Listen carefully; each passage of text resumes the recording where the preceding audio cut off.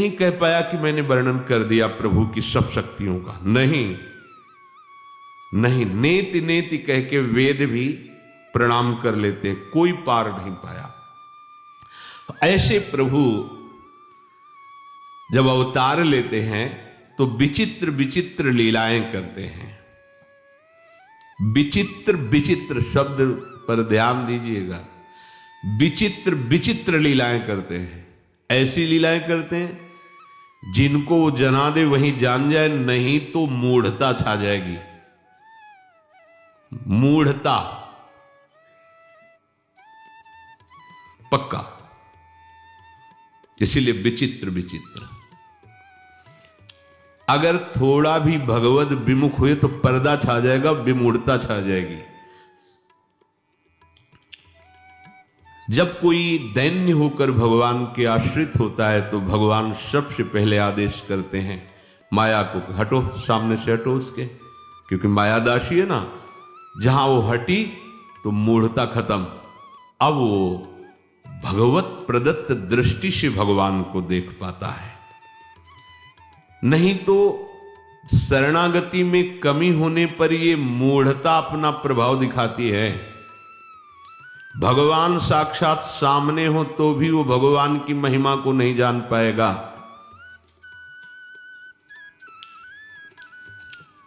ये मूढ़ता केवल शरणागति से हटती है, ध्यान रखना। इसीलिए बड़े बड़े महापुरुषों को देखा है कि कोई भी गृहस्थ आवे चाहे विरक्त आवे, चरणों में माथा रखते देखा है, सबको प्रणाम कर रहे हैं।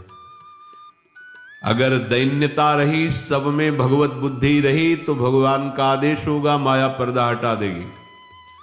नहीं, ये मूढ़ता छाई ही रहती है। छाई रहती का मतलब कभी चिंगारी रूप हो जाती है तो कभी ज्वाला रूप हो जाती है।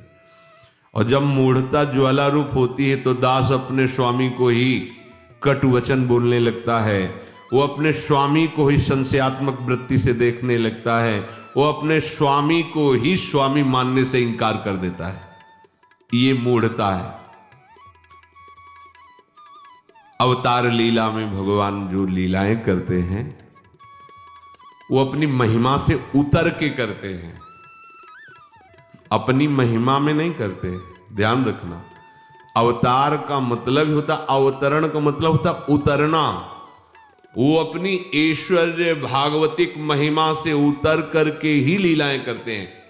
नहीं तो हमारी सामर्थ्य ही नहीं है कि उस महामहिम की हम जो मन बुद्धि की, राम अतर्क बुद्धि मन बानी, कैसी बात, कोई उनको कैसे जान सकता है?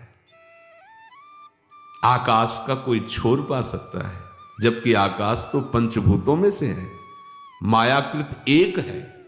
मायाकृत पंचभूतों में से एक है आकाश। कोई कितना भी हो हमें नाप के बतावे क्या आकाश किसी।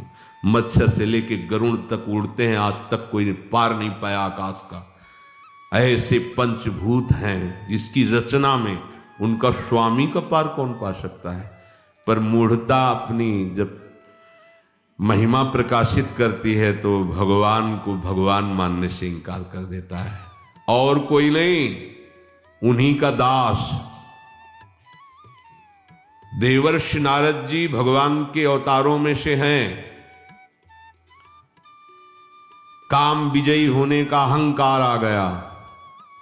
परम वैष्णवाचार्य महादेव जी मना करते हैं कि चलो, हमसे कहा ठीक, हरि से मत कहना क्योंकि उनको ये अच्छा नहीं लगता। कोई भी उनके सामने किसी भी तरह का अहंकार करे तो भगवान को पसंद नहीं। सुनहु राम कर सहज स्वभाव, जन अभिमान न राखे काऊ। जाके हरि से कहा, पूरी लीला चरित्र हो गई। जब देखा कि हरि ही आए और हमारी पसंद की जो दुल्हन थी उसको वो ले गए, तो देखो मूढ़ता छा गई और भगवान पर दोष दृष्टि हो गई। कह रहे परम स्वतंत्र न सिर पर कोई भावे मनो करे तुम सोई। तुम परम स्वतंत्र हो ना, तुम्हारे ऊपर किसी का शासन नहीं है ना, जो मन में आता कर ले तो तुम्हें, लेकिन पता नहीं तुम आज किसके पाले पड़े हो। भले भवन बायन दीना, पाओगे फलापन की ना। आज तुमने नारद से झगड़ा मोल लिया है, आज मैं तुम्हें दिखा दूंगा कि मैं क्या हूं, ये आ गई बात। भाग के गए, रास्ते में देखा वो भी बड़े लीला में आई, उसी नई राजकुमारी के गले में हाथ डाले मुस्कुराते हुए बात करते जा रहे। नारद जी के और आग लग गई कि सह नहीं सकते दूसरे का सुख, स्वभाव है इनका, नहीं सह सकते। जाओ मैं श्राप देता हूं। देखो मूढ़ता, बाद में साष्टांग दंडवत करके क्षमा मांगने से क्या होता है? मूढ़ता का चमत्कार देखो। जाओ मैं श्राप देता हूं, जैसे मैं स्त्री के वियोग में हूं वैसे ही तुम तड़पोगे, और जो मुझे बंदर का रूप दिया वही तुम्हारी सहायता करेगा। तब हरि माया दूर निवारी, तहा न रमा न राजकुम। साष्टांग दंडवत, त्राहिमाम त्राहिमाम, प्रभु प्रभु गलती हो गई, गलती हो गई, जाओ भजन करो जाके। जब हो जाए शंकर शतनामा, हो यही हृदय तुरंत, चलो भजन करो, चलो अहंकार मत करो, मैं काम भी जाइए हो जाइए। ऐसा नहीं है कि भक्त होकर यदि तुम किसी विषय का अहंकार कर लोगे, अपने में महत्व रख लोगे, तो सबसे पहली बात, जैसे हमने कहा, कहीं भी अपराध करोगे सबसे पहले गुरुद्रोह प्रकट होगा, क्योंकि वो अपराध तुम्हें तभी दंडित कर पाएगा जब तुम गुरु की सीमा से बाहर होगे। गुरु की कृपा की रेखा के अंतर्गत हो, अपराध हो भी जाए तो उसकी ताकत नहीं कि तुम्हें नष्ट कर सके, पर वही अपराध पहला काम करेगा, आपका गुरुद्रोह पैदा कर देगा, गुरु से अश्रद्धा पैदा कर देगा। ऐसे ही यदि माया जनित किसी भी विषय को लेकर अहंकार हो गया, मैं धनी, मैं ज्ञानी, मैं वैरागी, मैं तपस्वी, मैं, तो सबसे पहला काम होगा, जिस आराध्य देव की आराधना के बल पर तुम यशस्वी हुए, तुम जगत पूज्य हुए, तुम महामनस्वी माने गए, उन्हीं हरि की तुम निंदा करने लगोगे, उन्हीं हरि से तुम्हारा वैर हो जाएगा। देखो अवतार है नारद जी, है, इसीलिए परम चतुर सनकादि एक क्षण के लिए भी नहीं चूकते। हरि शरणम हरि शरणम हरि शरणम हरि शरण, हर समय। क्यों? इनसे बड़ा कोई ज्ञानी है? सृष्टि के सबसे बड़े पूर्वज हैं, 5 वर्ष की अवस्था में रहते हैं और हर समय नाम गुणगान, हरि शरणम। क्यों? क्यों? इसीलिए कि ये मूढ़ता का इल छा जाए। हरि शरणम हरि शरणम, ये सदैव उपासक को ध्यान रखना चाहिए।